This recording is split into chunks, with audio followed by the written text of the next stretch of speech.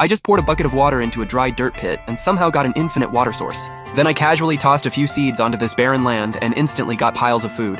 That scene just so happened to be seen by a boy passing by named Stone, and he immediately thought I'd met a god who came down from heaven. Immortal, please save my mom. Seeing how devoted he was, I told him to go back and bring me a cow. After all, in Minecraft, milk clears every negative status effect. Thank you, Immortal. I'll bring a cow for sure. Do you need anything else? Just call me Lynn. Do you have any string at home? I want to make a fishing rod. No problem, I'll go get it right now. But brother Lynn, the river nearby dried up a long time ago. Where are you even gonna fish? I glanced at the tiny mud puddle by my feet and smirked with total confidence. Relax, even if there are no fish here, I can still catch one. Stone said goodbye and sprinted all the way home. The second he got inside, his dad beat him hard. You little punk, how dare you run off like that? Your mom's dying, don't you know that? Dad, stop, I found a way to save Mom! The air around them froze instantly. Who told you that? Brother Lynn, in the woods by the burial ground. He said if we bring a cow, he can save Mom. But instead of being happy, old Lee slumped to the ground, his face full of despair. How could there be a living person near that burial ground? You've been bewitched.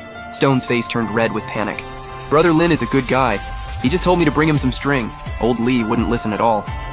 He grabbed the last 2 geese in the house and looked determined. You're still young. You've got a long life ahead of you. I'll go deal with that monster myself. From now on, this family's on you. Meanwhile, I had just gotten up from a wooden bed and my whole body felt stiff. I really need to gather some wood and wool to craft a proper bed, or my back's gonna give out sooner or later. I walked to the door and stepped on the switch. The wooden door opened automatically. Outside, the saplings I planted a few days ago had already grown into giant trees. I tapped my inventory a few times, and an axe appeared out of thin air in my hand. I started chopping at the tree with the axe, and the logs went straight into my inventory. Then I heard Stone shouting from far away, Brother Lynn, I brought the string, but my dad didn't trust you, so he came too. Old Lee looked up, and his pupils shrank instantly. Next to my cabin was a whole field of golden ripe rice. In a drought like this, how could crops possibly grow that well? He forced down his fear and respectfully stepped forward. Young Master Lin, my son offended you. Please accept these 2 geese as an apology. If anyone should be punished, let it be me. Please spare my boy. I was completely confused. Weren't they here to ask me to save someone? Why was I suddenly the villain? Stone hurried up and explained, my dad thinks you're some man-eating monster. No matter what I say, he won't believe me. I didn't know whether to laugh or cry. Uncle Lee, I mean Stone, no harm, and I still plan to keep my word about saving your wife. Just bring her and the cow here. Seeing that old Lee still wasn't fully convinced, I came up with an idea. Let me borrow these 2 geese first. I'll do a little test. Then I casually pulled up some rice. Brother Lin, why'd you knock down the rice before it was ripe? Stone looked at the rice I pulled up and felt awful about it. It's fine. I've got another use for it. Under old Lee's shocked stare, the seeds on the ground flew straight into my palm, and the 2 geese immediately got restless, staring hard at the seeds in my hand. I smiled a little and silently chose feed. The next second, the 2 geese pressed up against each other, and in just 3 seconds, a fluffy little gosling appeared out of nowhere. No egg, no nothing. Old Lee's eyes nearly popped out. How is that even possible? Stone was so excited he could barely talk. There's no way a monster could do that, right? Old Lee's brain completely crashed. His legs gave out and he dropped to his knees, banging his head on the ground. I was blind and stupid. I mistook an immortal for a monster. Please, immortal, forgive me. I hurried over to help him up. No, I'm not some immortal. I'm just an ordinary Steve. But obviously old Lee had no idea what Steve even meant. He stayed on his knees and turned to yell, You brat! Kneel to the immortal right now! Totally helpless, I quickly changed the subject. Bring your wife here as soon as possible. She's seriously sick. We can't delay. Tomorrow will come. And the cow too. I'll go buy one right now. No need to buy one, just borrow one. My method won't hurt the cow. Understood, Immortal Lin. And also stop calling me Immortal Lin. Just call me Steve. Got it, Immortal Lin. I waved him off. Call me whatever you want. Old Lee hesitated for a moment, then awkwardly spoke up. I have one more request.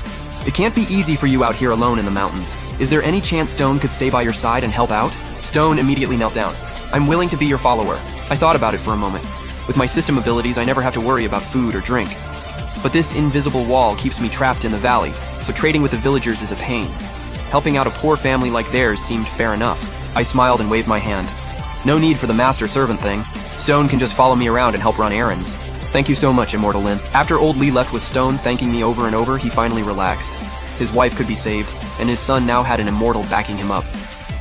That was about the best news he could have asked for.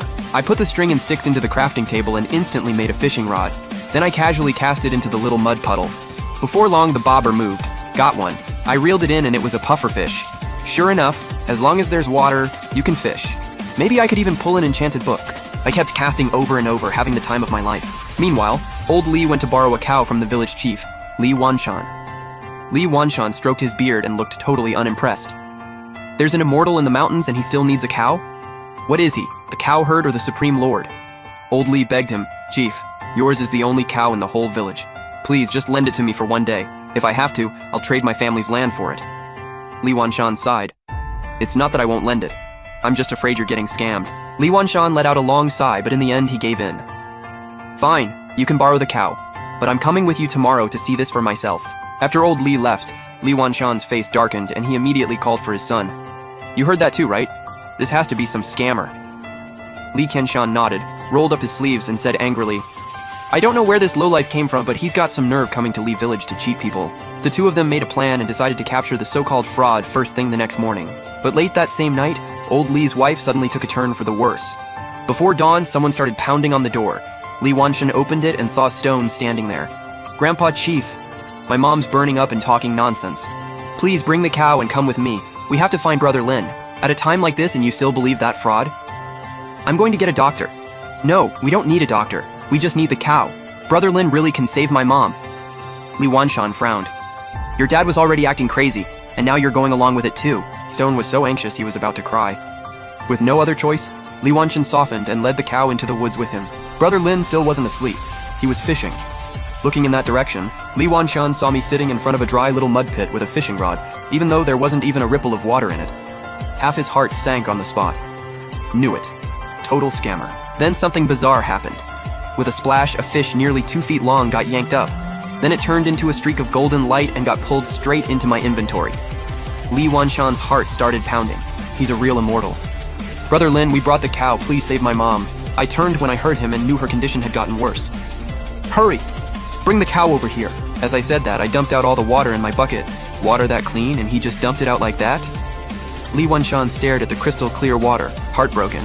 But saving her came first, so I didn't bother explaining. I held the empty bucket up to the cow and focused for a few seconds.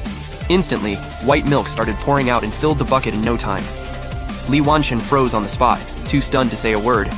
That was obviously a bull. I walked over to the puddle and scooped out a bowl of fresh milk. All right, have your mom drink this. That should clear up whatever's wrong with her. Old Li gently laid his wife, Su Wan, on the ground and brought the bowl to her lips right away. The milk actually flowed into her mouth on its own. Then the miracle happened. Color came back to Su Wan's face at a speed visible to the naked eye. By the end, she looked even healthier than old Li standing beside her. The sickness was completely gone. But after days of staying up, exhaustion hit her all at once. She forced herself to thank me. Thank you, Immortal Lin, for saving my life. It was nothing. No need to thank me. The moment I finished speaking, Su Wan's head tilted and she fell fast asleep. Wan Niang, what happened to you? Old Li's face turned bright red with panic and he quickly looked at me. Immortal, my wife. She's okay, right? I reassured him. Relax, she's completely healed. She's just weak and exhausted, so she passed out asleep. I quietly let out a breath. At least I saved her. Everyone else was overjoyed, but village chief Li Wanshan just stood there staring at the little puddle. As the chief of Li Village, no one knew the village's situation better than he did. A week ago, the groundwater had completely run dry, and even the deep well only had a thin layer left. They barely had enough for drinking, let alone irrigation. And yet I kept drawing water from this little puddle with zero loss at all. It felt unreal. Li Wanshan stretched out a shaking hand and gently dipped it into the water.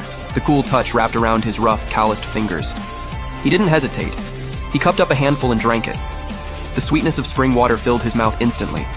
This was life-saving water. You could drink it, water the fields with it, and save the village crops. At that moment, Li Wanshan became fully convinced.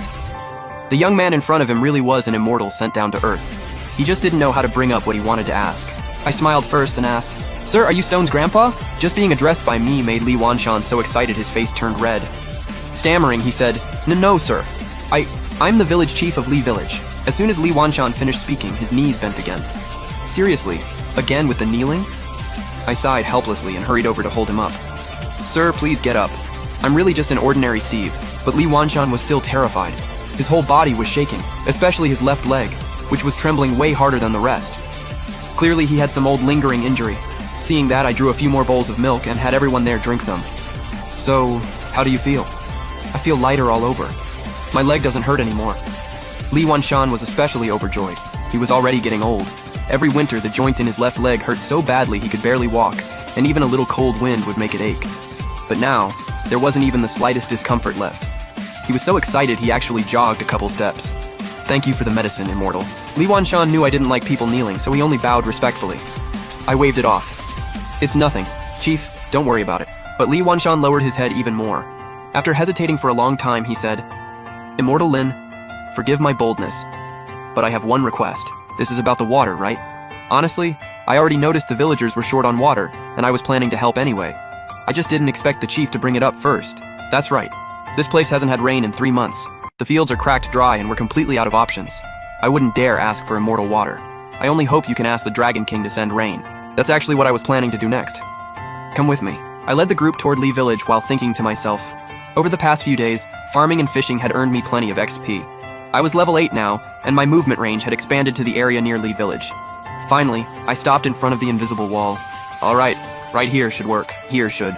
I dug a dirt pit by hand and poured a bucket of water on each side. Just like that, a brand new infinite water source was made. Chief, please let the villagers know they can come here for water from now on. Li Wanshan looked at the endless flowing water and couldn't stop smiling. He didn't understand how it worked, but he figured it was just an immortal's method, and that was enough for him. Immortal, won't you come into the village and rest for a bit? Seeing me turn back, Stone looked disappointed. But the permissions wouldn't allow it, and there was nothing I could do.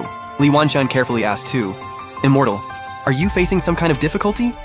I thought for a moment and decided not to hide it. I'll show you, and you'll understand. With that, I stepped forward through the invisible wall. In the next second, the whole world started shaking violently. The sudden tremor made Li Wanshan stumble and nearly fall. Then he saw a sight he would never forget for the rest of his life.